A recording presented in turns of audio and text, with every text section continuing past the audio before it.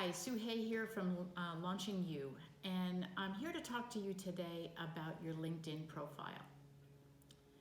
Earlier today, I was writing a blog about how powerful networking is for people trying to get their first professional role, and talking about the fact that once you've had a contact with somebody, and that person is perhaps introducing you to other people, but either way, they're going to be a resource for you down the road.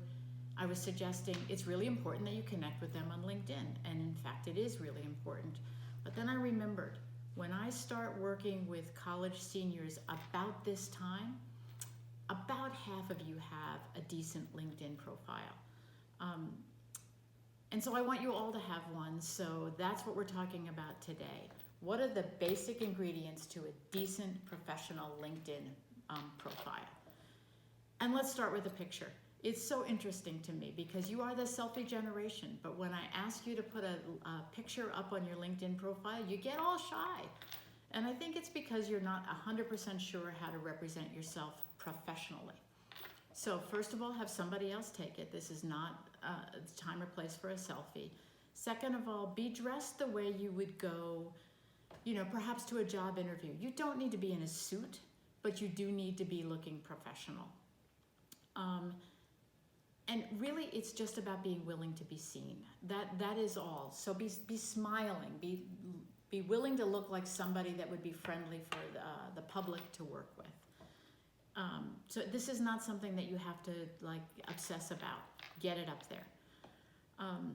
Secondly, the body of the LinkedIn profile. What we're looking for here, take your resume and cut and paste it into the body of the LinkedIn profile. It's pretty self-explanatory. It's pretty user-friendly.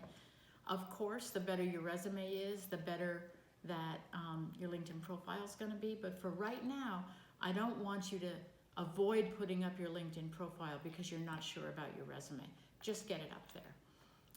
The third thing to think about is your profile statement. This is an opportunity in maybe 3 sentences for you to give them very, very critical information.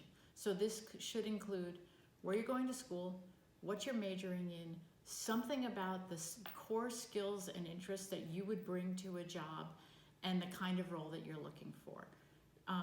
It's tight, it's succinct, and it should cover those bases. Maybe the most important part, contacts.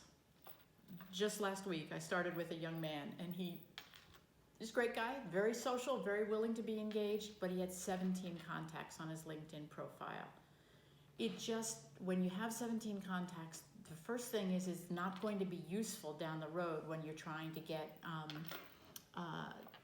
to have people help you in getting into a specific company or into a particular role.